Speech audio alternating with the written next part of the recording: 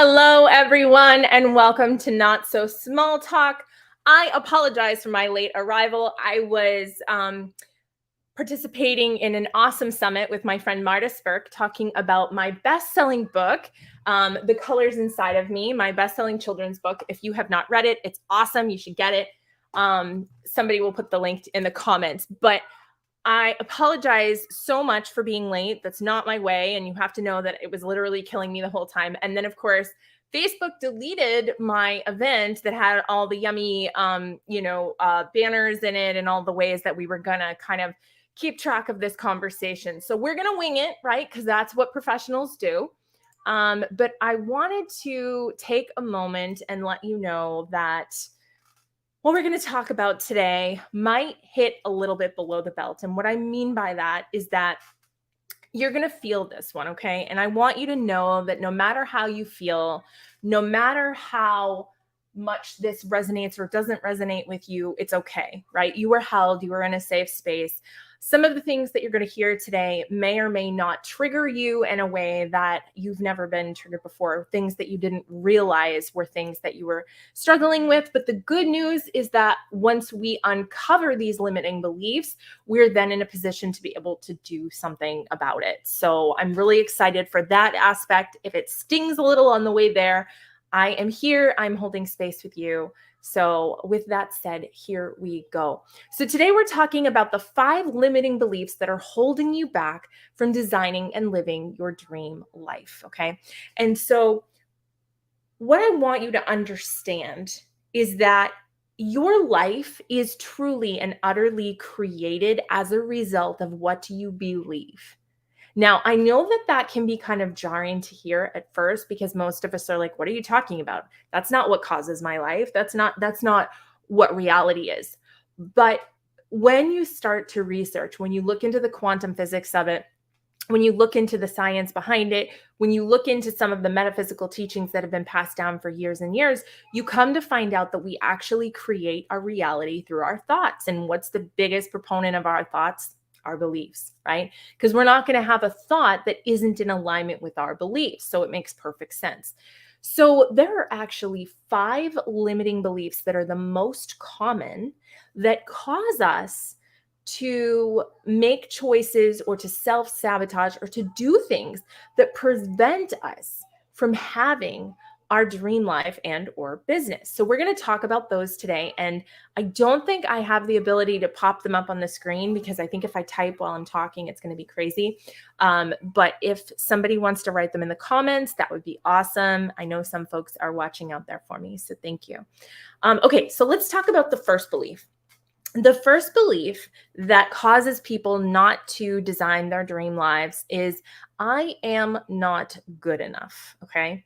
So this belief, I am not good enough, is another word for imposter syndrome. Now, imposter syndrome is when we feel like there's something about us that isn't quite up to par, either with our peers or with people that we compare ourselves to, that we are not at the level to have the things that we want to have.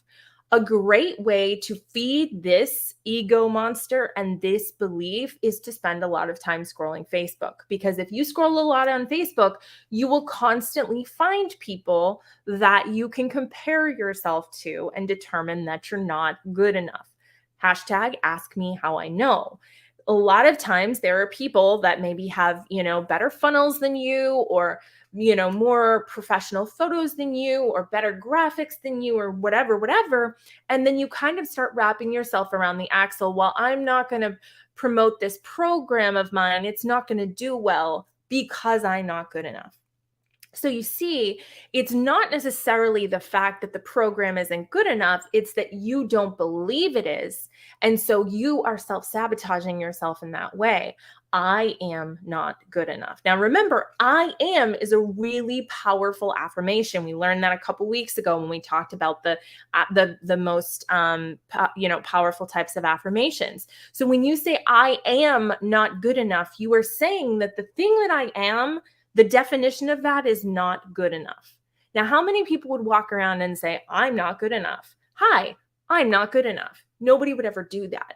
But yet, whenever we take on this belief of not good enough, we are sending the message to the universe and to our prospective clients and friends and lovers and all the different, souls that we're meant to interact with, that I am not good enough. Stay away from me. Don't buy from me. Don't be with me. Don't share with me because I'm not good enough. When you have that limiting belief, then anything good that could happen, you are going to energetically deflect because you have made the decision that you're not worthy of it.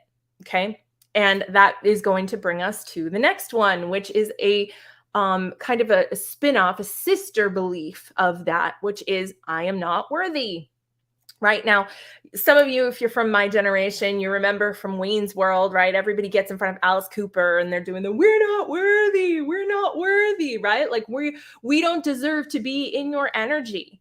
And so this is another limiting belief. Now, I'm going to tell you, if you are a person who follows human design and you have an open heart center, then you are going to be someone who is going to have this limiting belief and is going to need to change that. I am not worthy implies that there is some inherent quality that I don't have, which precludes me from being able to have my hopes and dreams and all the things that I want out of life. Okay. So if you have an open heart center, then you, like myself, because I have an open heart center, you are a person who doesn't have inherent worthiness feeling.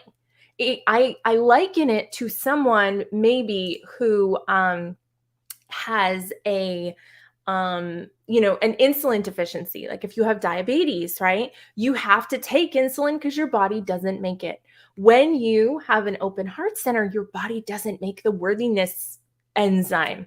And so you can win a Nobel Peace Prize. You can save a lady from a burning building. You can write a dissertation, you can cure cancer, and you're not going to feel worthy. So what do you have to do instead? You have to override that feeling with a new belief, okay? Now, if you're worried about the worthiness factor, this is a really cool tip I can teach you. If you're a person who says, yes, that's me, I never feel worthy, here is my trick. Okay, here's what you're going to do. I want you to make a list of all of the things that a worthy person has, does, feels, all the things. Okay, as many qualities as you can of a worthy person. What defines a worthy person? Okay, so let's do it together. A worthy person is a person who is good-hearted. A worthy person is a person who loves people, and so on and so forth. And as you make this list, then what I like to do is sneak up on my ego from the other side and go, oh yeah? Well, am I not this? Oh, I am? Oh, okay. Oh, am I this? Oh, I am? Okay. And so by the time you get to the end of this list, you go, I'm all of the things on that list. I'm every single one of them. So why do I believe that I'm not worthy? And the answer is because your belief is following a feeling you don't have. Well, I would feel worthy if I was worthy. Not necessarily, right? Not necessarily. So if you are a person who struggles with the belief, I am not worthy, then chances are you're not feeling worthy, and you may not have the ability to feel worthy. You may not have that ability, and that's okay, right? We don't look at people who are diabetic and be like, wow, you need insulin? Pfft, whatever. I'm not going to sign up with you. You need insulin. That's the most absurd thing ever. And yet that is what's going on when we have a worthiness block. When we have a worthiness block, what we're essentially having is a worthiness deficiency. Okay. So if you struggle with that, think about all the things that make someone worthy and then apply those things to yourself. And by the way, spoiler alert, just by virtue of existing, you're worthy of having everything you ever wanted. It's part of the birthright of abundance. More on that later. Okay, the next limiting belief is I am not capable. Oh my goodness, how many of us have struggled with this one? Let's talk about my good friend. If you've probably heard it before, if you've been here before, my good friend Roger Bannister, right? Roger Bannister was convinced that he was going to break the 4-minute mile. He was going to run faster than 4 minutes, a mile. And the world and the doctors and all the people said, there's no way the human heart will explode, all the things, all the things, all the things, all the hype about how it wasn't possible. Guess what? Roger Bannister didn't believe that. He believed that he could break the 4-minute mile. And what happened? Roger Bannister broke the 4-minute mile. He was the first one to do it. Here's the interesting part. A couple weeks later, 4 other people or 3 other people immediately broke his record. Why? Because it was suddenly possible. When you believe you're not capable of something, right? I'm not capable of doing that. Then you are sending the message to the universe, source, God, higher power, that you're not capable of it. And so what happens? The universe folds its big chubby arms and says, your wish is my command. So when you believe that you're not capable of something, you shut down all the possibilities across the board. Exactly, Missy. I was thinking of the gym. I'm so glad you said that. Yes, you shut down all the quantum possibilities because you've made up your mind that they're no longer possible. When you start to study the mind and you understand and follow, obviously follow me, but follow people like Joe Dispenza. Follow people like, what's his last name? His last name is escaping me. I forget his name, Jeffrey something. I'll figure it out later. Follow, these people that study the mind. Dr. Joe Dispenza is a big one for sure. Tony Robbins is another one who studies the mind. There are so many people in this realm, and what they've discovered is that the mind is what creates our reality, because we share a mind with all the other people in the world, right? It's a collective consciousness. We have the illusion of being like a little tiny person in a little box, but we're actually connected all across humanity. And so the mind is actually what's creating reality. So if you believe that you're not capable of something, guess what happens? The universe has to make that true. And then all of a sudden you're not able to do that. Missy says, I was blown away by what I've been able to do in the gym. I never thought I was capable of working out and with weights. Yes, exactly. And so now it's like, there is no limit to what you can do. I mean, provided that, you get your muscles ready and you practice and all of those things. But let's, explain away the woman whose son gets trapped under a car and suddenly she lifts it up. How does that happen? Where does that miracle come from? Because she doesn't have time to decide whether she can do it or not. The only thing she's focused on in that moment is getting that car off of that child. So every ounce of belief and ability and perseverance and push is channeled into that one moment. She doesn't have time to second guess herself, right? So going back to the I am not good enough thing, the imposter syndrome, I made a post recently where I was talking about how, if you're walking down the street and somebody's on fire, do you sit there with your bucket of water and go, well, I don't know if this is the right water? What if this water isn't cold enough? What if I throw it and it's not cold enough? It does nothing. What if somebody else is walking down the road with superior water? Shouldn't I wait for them to throw their water? No, this person's on fire. Throw the water, right? So this is something that we struggle with when we're constantly slowing down and thinking like, oh my gosh, could I, maybe, what, and it's like when you replace that with the belief that you want to have, and that's the first place where your brain goes, that's the reality that is then put forward and created. Okay, so I am not capable turns into I am infinitely capable, and anything that I make up my mind to do will happen in divine timing. I am capable. I am 100% capable. Now, at first, that sounds like a lie, right? Like, I can't do that. I can't power clean or whatever it's called that they do in the gym. And yet then you are. And yet then you do. And then you're creating on a new platform of ability that you didn't even know you had. And that is what happens when we start shifting our beliefs. Now, it doesn't happen overnight. Belief shifting takes some time, unless, of course, we do it through NLP, in which case we can do it rapidly because we just move things around in your brain. We literally take this cord that connects this belief and we put it over here and this one over here. And then all of a sudden it's like, oh, I have a new brain. And we can do that, right? Because they're like filing cabinets. It's a very simple but very intricate process.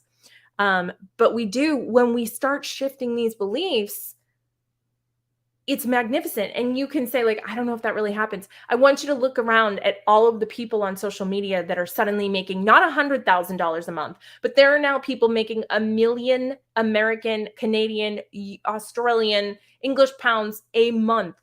$1 million a month. And I know a lot of you are going to be like, okay, well, that's because they're swindling people, or that's because this, or that's not really true. But they are. Why? Because they decided they were going to, because they decided they were capable of it, and they made it happen. Now, that may not be congruent for you. That may not be something you're striving for, and it may not be something that you want, and it may not be something that you feel energetically able to handle. And that's okay. But it's possible. You are capable of it. And it's okay if it's not what you want. You're capable of jumping out of a plane and skydiving. It may not be what you want, but you're capable of it. You're capable right now of studying hard enough to go get into medical school to become a surgeon. You may not want to, but you're capable of it. Okay? Okay, the next one. I am not deserving. This one I think is really interesting, and it comes up a lot with people who have a religious background. Oh, Missy says, I also didn't think my body was capable of losing weight. I lost 6.7 inches. That's amazing, Missy. Go you. Yes, absolutely. Right? And if you tied something really important to that, like the people on The Biggest Loser, you know, they get money or whatever, like suddenly, you know, there's this extra push to do something. Or, you know, heaven forbid somebody had your dog for ransom and they're like, if you don't lose 6 inches off your waist, you're never seeing your dog again. I mean, you'll eat rice and beans for, you know, as long as you need to. When the thing that you're doing drives you, then you can change whatever beliefs you want. It's your ego that's holding you back because there's still a payoff. There's something that's giving you some kind of yummy feelings for having that limiting belief, right? There's some kind of payoff for you. Okay, so I am not deserving. So this one comes up a lot of times in the religious communities, because there are a lot of religious communities that teach that you were born bad, that you were born wrong, that you were born in sin, that from the moment you opened your eyes, you already screwed up. I do not believe that. I do not believe that that's true. If you believe that, that's totally fine. This is probably not going to be your cup of tea, but I am not deserving. A lot of times people think there's someone that's more deserving than me. There are people that did greater things. There are people that need it more than me. I want you to consider for a minute, right? Because everybody always has this image of this, disheveled, sad person who's living in a third world country who doesn't have anything to eat, right? Like, this is the image of the person who's more deserving of abundance than we are. Either that, or like the Mother Teresa type who like never sinned in their life, who dedicated their life to service. They deserve it more than us. Okay. So let's talk about that person who's suffering in that third world country, or in that, you know, non-developed country. I think they like that word better. When you have access to abundance, when you start making crazy money, when you start having the resources, guess what you can freaking do? You can turn around and take that you are the steward of, that you're a good person, that you know exactly who needs that, and you can pass it on to them. But waiting for the universe to somehow transfer it to them without them having anything to do with that is kind of negligent. So when you sit there and go, oh, well, who am I to want another, you know, $100,000 a month, or $10,000 a month, or $5,000? Who am I? Like, I have everything I need. You know, my kids are fed, my house is whatever in order. Like, who am I? Who are you? You're a person who has an incredible heart, who has the ability to take those resources and get them where they need to go. If you want to take that money and donate it, great. If you want to go build an orphanage, great. If you want to go start a fund, great. These are wonderful, benevolent things that you can do, but you can't do those things if you're constantly shutting off the flow to that abundance because you think that you're not deserving. Nowhere in getting abundance does it say that you are the end user. It just says that you're a channel. Right? So you take what you need out of that, and then the rest of it flows through you into whatever source, or, you know, whatever, what am I trying to say? Why do words escape you? You have 5 kids and all of a sudden your whole thesaurus goes out the window. Whatever cause, whatever cause strikes you, right? You don't have to keep it all for yourself, in your mattress. No one's saying that. But when you turn off the valve to abundance, you're saying, I am not going to collect on behalf of whatever it is that I believe needs to be collected on behalf of. No, I refuse to stand there with the collection plate for people to share the abundance so that I can then pass it on. That's just selfish if you think about it, right? So how can you rework that limiting belief that I am not deserving? I am not deserving of good things. Oh, but you are. You are deserving. And not only are you deserving, but you are charged with being a channel for those things because you are a good person and you are worthy and you are good enough. And so we need people like you to make this kind of money so you can turn around and make the world a better place with it. We need you to have this kind of love so you can be at a high vibration to be able to support people at the level that they need to be supported with the gifts that you came here to give, right? When you are at your highest vibration. In fact, my manifesto, yes, I have a manifesto. You can write it down if you'd like. Only when we are at our highest vibration, taking optimal care of ourselves, do we do our greatest good in the world. Anything less than that is letting society, life, humanity down, right? Anything less than that, anything less than giving your best vibration is less than your best. So it behooves you to drink your water, to get your sleep, to make money, right? All of these limiting beliefs that you have. It's so funny. I always imagine there's like aliens up on some planet somewhere. And they're like, did you see the latest Earth movie? And they're like, oh yeah, it was all about how this one couldn't get money and this one couldn't get money. And the other one looks at them and they're like, wait, that paper stuff? And another one comes over and goes, yeah, I just saw an Earth movie too. And that was totally about that paper stuff too. And this other one comes and they're like, yeah, my movie was about money too. Like, what is this money thing that these people are talking about? Like, what even is it? Right? Because this is a construct that we've created on this planet, that there's this tiny little bit of this paper and that we all have to run around like crazy people, hurting each other and worrying about each other and competing with each other to get these little pieces of paper or the energy that's represented by these pieces of paper. And all of the other beings are looking at us like, what? You actually believe that? Because it's an illusion, because all of that is readily available to all of us whenever we want it. But these limiting beliefs are keeping it at bay. Okay? These are the things that are keeping it at bay. So I feel like you guys probably are of the mindset that you want to change this, right? Like this is probably something you want to change. The last one is I am not lovable. So sad. I am not lovable. This one has to do with all of the skeletons in your closet. Whenever I work with clients, because I'm psychic, right? And I think the kind of psychic I am is that I can read energy of people. And I think I might even be able to read thoughts, but I'm not really ready to say that yet. But like sometimes I think I can. You guys, if I've ever done that to you, pipe in the comments.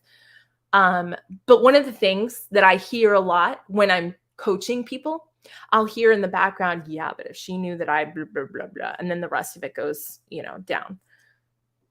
It doesn't matter what you did, right? It did, like, what's that Backstreet Boys song? I don't care who you are, where you're from, what you did, as long as you love me, right? Like this whole thing. It doesn't matter what you did. It doesn't matter if you stole a stick of gum when you were 4. It doesn't matter if you punched Johnny in the face when you were 5 at his birthday party because he got a toy and you didn't and you were jealous. It doesn't matter if you accidentally ran over a kitten when you were 17 because you didn't know how to drive a car. It doesn't matter if you told your mom that you hated her and you threw your diary and it hit her foot. It doesn't matter what you did. You are worthy of love. Because let me tell you what love is. Love is the highest vibration that is possible in the universe. Okay. It is like the high octane lightsaber of energy. And everyone, yes, even the murderers, yes, even the child molesters, yes, everyone is deserving of love. Why? Because love transmutes hate. because love transmutes fear. Because when you wrap anything in love and you turn it into its highest vibration, it has no choice but to disappear. It has gotten to the highest level and it is transmuted. Okay. So everyone is deserving of their pain, their suffering, everything being wrapped in love. Now, does that mean that they should be out walking the streets necessarily or able to, reoffend? No, of course not, right? Like, I'm not saying that everybody just deserves us to turn the other cheek, but is everyone worthy of love? Yes. Love is not something that we should be giving and taking. Love should be the currency that we use. Love is the currency, not money. Love is the way that we should be conducting our business. It is what we should send to everything. Everything. That person you can't stand, send them love. That doctor's office that dismissed you over something stupid, send them love. Not because you're turning the other cheek and you're giving something they don't deserve, but because that is the highest vibration that you can deal in. Because there's nothing above that. Because nothing can come back from being doused with love. It just can't. It's not possible. Energetically, there's nothing that comes higher than that. Okay? So when you think I'm not lovable, I am not something that deserves to have the energy of the angels, of the universe, of God's source, higher power, because of this thing I did when I didn't know any better, right? Oh, I cheated on my first husband, or, oh, I, called my best friend a bitch, or whatever it is that you did.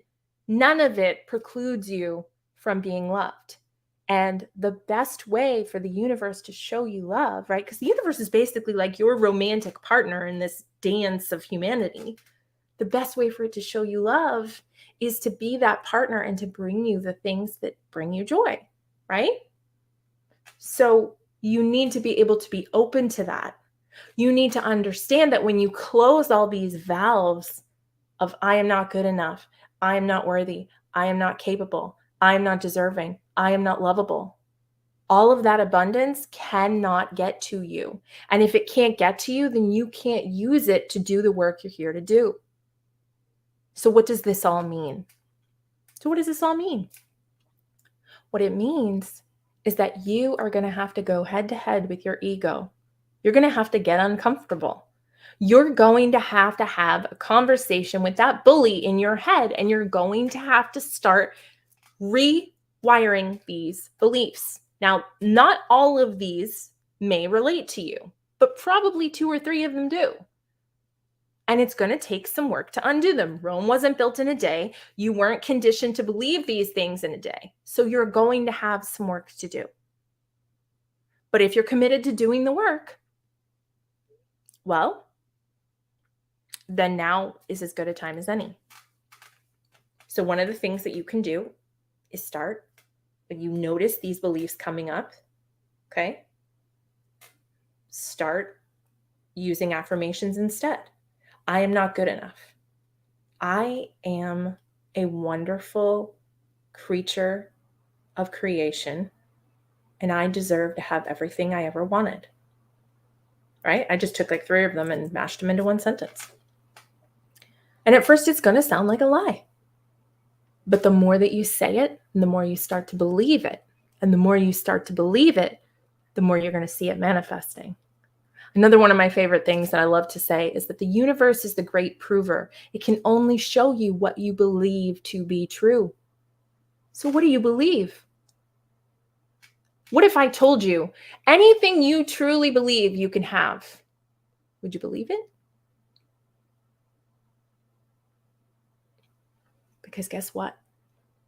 Anything you truly believe, you can have. Don't believe me? Well, there's your first problem. If you loved this conversation and you'd like to have more conversations like this, I invite you to join me in my free group, which is called Designed to Dream. You can find that at facebook.com/group/unstoppable. Unstoppable Dreaming, excuse me. And if you would like to work with me further, or you feel a resonance to get into my world even more, you can join my membership, which is also called Design to Dream. We make it real easy around here. And that is amylee.club, www.amylee.club. It's actually going up to 55, but it's still technically 47 because I haven't changed it in the system. It's $47 a month. You get a monthly group coaching call with me. You get access to my entire vault of all my courses and everything else yummy that I put in there, including the Dream Business Builder, which is how I built both my 6- and 7-figure businesses here on Facebook. You also get a secret podcast that's only accessible to members of the membership, and lots of discounts and special deals on my programs and private coaching and all that stuff. So if that's something that resonates with you, check it out, www.amylee.club. Other than that, that's all I have for you today. I hope that this resonated. If it did, let me know in the comments. If you feel like there's somebody that would benefit from watching this presentation, go ahead and give it a share, or send it to them in a message. It should be public. I hope it's public. I was in such a frenzy to fix the stream today that I don't even know if I made it public. I hope I did. But let me know if you have any questions. And as always, guys, may you be happy, may you be healthy, may you be safe, and may you be at peace. Namaste.